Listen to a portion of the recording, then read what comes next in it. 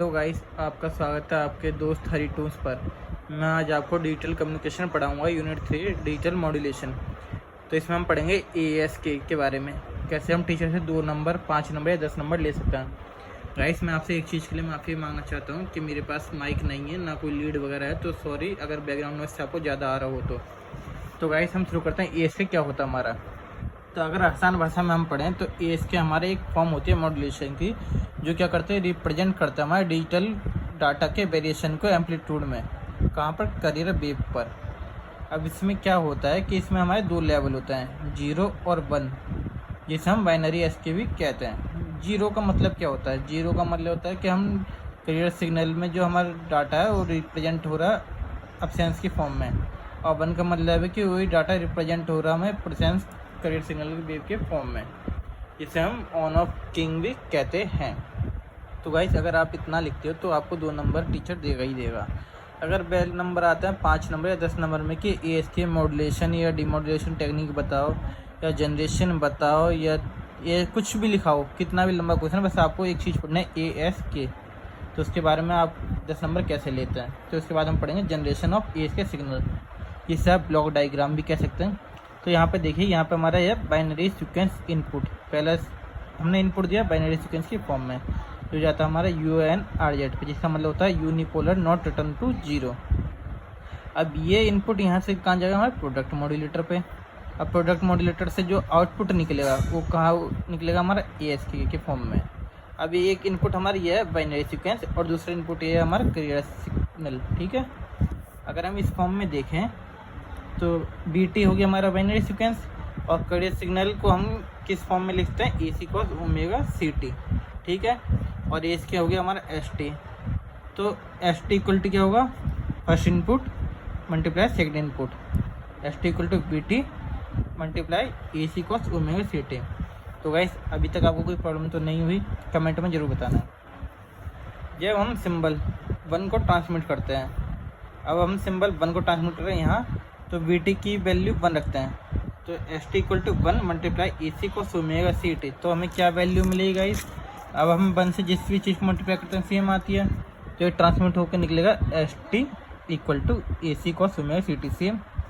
अब आता है सेकंड, जब हम 0 को ट्रांसमिट करते हैं, तो BT इक्वल टू 0, तो ST इक्वल टू क्या हुआ? 0 multiply AC cos omega CT। तो ST क्या मिला हमें? 0, क्योंकि 0 की वैल्यू 0 ही आती है किसी से मल्टीप्लाई करने पे, तो जिसका मतलब है कोई सिग्नल नहीं है।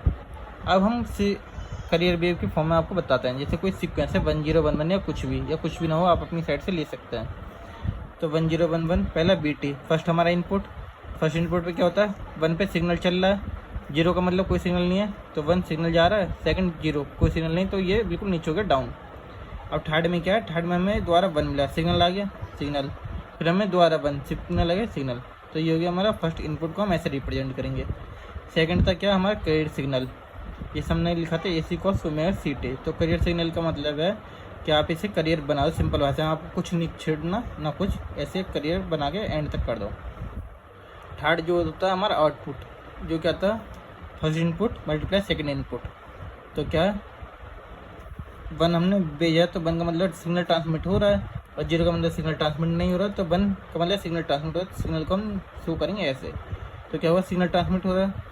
सेकंड वैल्यू क्या? 0, जिसमें मतलब कोई सिग्नल नहीं। अब कोई सिग्नल नहीं है तो यहाँ पे तो हमारा प्लेन हो जाएगा, कोई सिग्नल नहीं, तो ये एज इट इज छोड़ देंगे। उसके बाद दोबारा 1 सिग्नल आया, तो सिग्नल को रिप्रेजेंट कर देंगे। ये किसके फॉर्म में होता है? TB के फॉर्म में। ठीक है गाइस, ये हो गया आपका ASK 5 नंबर में। अगर आप थोड़ा और बढ़ाना चाहते हैं, टीचर को खुश करना चाहते हैं, एग्जामिनर को, तो आप लिख सकते हैं पावर ऑफ सिग्नल, जिसे हम PS से रिप्रेजेंट करते हैं। अब P को मैं B² RMS अपन R भी लिख सकता हूँ। R इक्वल टू 1 वैल्यू रखते हैं, तो Bmax इक्वल टू क्या उठा लिया हमने यहाँ से? AC। तो Bmax इक्वल टू AC, और Bmax ये रहा हमारा, Bmax की जगह हम BRMS ले लेंगे, √2, यहाँ से AC by √2 as it is. तो PS equal to B² RMS R। अब गाइस, R की वैल्यू क्या रखी हमने? R की वैल्यू हमारी ये रही 1, तो AC बाई √2 का स्क्वायर अपॉन 1, तो हमें PS का मिला AC² बाई 2। ठीक है करने पे।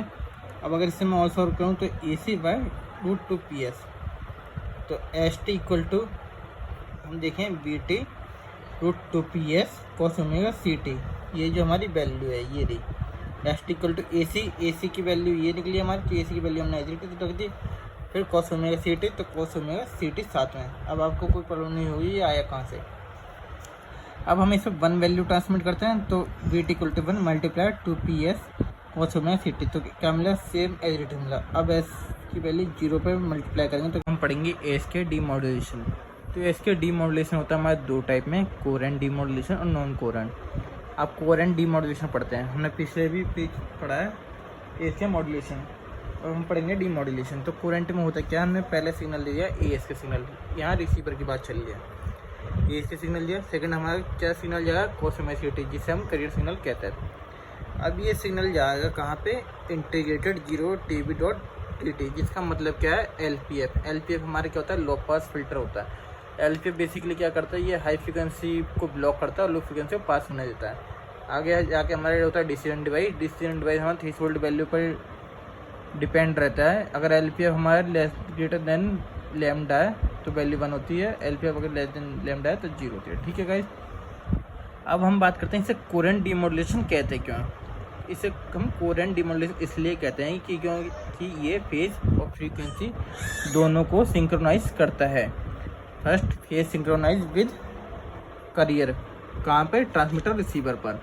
सेकंड क्या कर रहा है, टाइमिंग सिंक्रोनाइज कर रहा है। अगर हम वैल्यू निकालेंगे इस, तो एस टी इक्वल टू क्या था हमारे पीछे, BT AC cos omega CT receiver. ये हमारा फर्स्ट इनपुट था, ये हमारा सेकंड इनपुट था और ये हमारा आउटपुट था जो आप पीछे पढ़ के आए हो भी। अब आउटपुट ऑफ PM क्या है, हमारा प्रोडक्ट मॉड्यूलेटर। तो आउटपुट ऑफ प्रोडक्ट मॉड्यूलेटर क्या है, BT AC cos square omega CT। अब यहाँ मल्टीप्लाई कर रहे हैं हम दो सिग्नल पे, तो cos स्क्वायर ओमेगा CT। तो आउटपुट ऑफ LPF की बात करें, लो पास फिल्टर की, तो 0 TB जो हमारी वैल्यू है, और वैल्यू के अंदर रख देंगे हम BT AC cos square omega CT dot DT। अब BT AC आ गया बाहर हमारा, 0 TB 1/2 1 plus cos 2 omega CT DT। अब ये आया कैसे, अगर आप फॉर्मूला आपको याद हो cos 2 थीटा वाला, तो आपको ये वैल्यू मिल जाएगी। अब आगे हम करेंगे BT AC/2 बाहर। अब ये दो टाइप में बन जाएगा, 0 से TB डॉट DT प्लस 0 से TB cos 2 omega CT dot DT। अब लो पास फिल्टर मैंने आपको बताया था क्या करता है, ये हाई फ्रिक्वेंसी को करता है ब्लॉक और लो फ्रिक्वेंसी को करता है पास। तो ये हाई फ्रिक्वेंसी हमारी, तो ये हो जाएगी ब्लॉक। अब ये लो फ्रिक्वेंसी तो ये इससे करेगा पास। तो हम आगे पढ़ते हैं, आउटपुट ऑफ LPF हमारा ये निकल गया BT AC/2 TB। ठीक है गाइज, यहाँ पे AC है, मैंने एक्चुअली लिखा नहीं है, ये आपका AC है, AC/2। अब अगर हम 1 ट्रांसमिट करते हैं, हमने 1 ट्रांसमिट करा तो BT इक्वल टू क्या रखेंगे, 1। तो आउटपुट ऑफ LPF मान लिया जिम कर हमने MT, तो 1 से मल्टीप्लाई करेंगे तो AC/2 TB as it is आ जाएगा। अब हम यहीं पे 0 ट्रांसमिट करते हैं, तो BT इक्वल टू 0, तो MT क्या मिला हमें, 0। तो थ्रेशोल्ड वैल्यू कैसे निकाल लेंगे, first input plus second input divide by 2। तो फर्स्ट इनपुट निकला हमारा AC/2 TB और सेकंड इनपुट क्या निकला, 0/2। तो क्या मिला हमें, AC/TB/4। तो आउटपुट ऑफ LPF जो हमारी ग्रेटर देन लैम्डा, तो 1 रिसीव हुआ। Output of LPF less than lambda, 0 receive हुआ। अब आते हैं हम नॉन कोरेंट मॉड्यूलेशन पे। यहाँ पे क्या है, हमने वहाँ AS के सिग्नल जाते हैं, यहाँ हम BS के सिग्नल देते हैं। तो BS के सिग्नल क्या है, हमारा एक इनपुट सिग्नल है जो पास होता है BPF पे। BPF होता है हमारा, ये रहा BPF, band pass filter. Band pass filter का काम क्या है, ये पास करता है बैंड ऑफ फ्रीक्वेंसी को FC प्लस FB से FC माइनस FB तक। आगे हमारा होता है इनवेलप डिटेक्टर, जो कॉम्बिनेशन होता है रेक्टिफायर और लो पास फिल्टर का। अब रेक्टिफायर हमारा करता है क्या, रेक्टिफायर जो है हमारा बैंड पास फिल्टर से पॉजिटिव साइकिल को पास करेगा और नेगेटिव साइकिल को ब्लॉक करेगा। लो पास फिल्टर कैसे आपको पता है, लो पास फिल्टर क्या करता है हमारा, ये हाई फ्रीक्वेंसी को करता है ब्लॉक और लो फ्रीक्वेंसी को करता है पास डिसीजन डिवाइस पे। और डिसीजन डिवाइस हमारा चलता है थ्रेशोल्ड वैल्यू पे। थ्रेशोल्ड वैल्यू अगर लो पास फिल्टर से ज़्यादा है तो 1 और कम है तो थ्रेशोल्ड वैल्यू 0 आ जाएगी। तो गाइज यही हमने सेम यहाँ पर लिखा है, आपको कोई प्रॉब्लम नहीं होगी। अब आते हैं इसकी डिसएडवांटेज की बात। तो ये डिसएडवांटेज कैसे करता है, ये एरर दे देता है नॉइस में। इसकी एप्लीकेशन की बात करें तो WL टेलीग्राफिक्स की एप्लीकेशन है और ऑप्टिकल केबल कम्युनिकेशन, जो आपने वाईफाई वगैरह में देखी होगी, इसकी एप्लीकेशन है। और ये गाइज मैंने आपको बताया था SC माइनस FB से FC प्लस FB कहाँ से आएगा, ये हमारा बैंड पास फिल्टर से जो हमें पास करता है।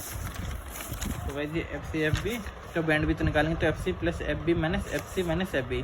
तो एफ सी माइनस से एफ सी माइनस कट जाएगा तो क्या बचेगा 2FB। तो गाइस आपके 10 नंबर पूरे कंफर्म है, आपको कोई रोक नहीं सकता 10 नंबर देने से। ये मेरा चैलेंज है। Thank you guys.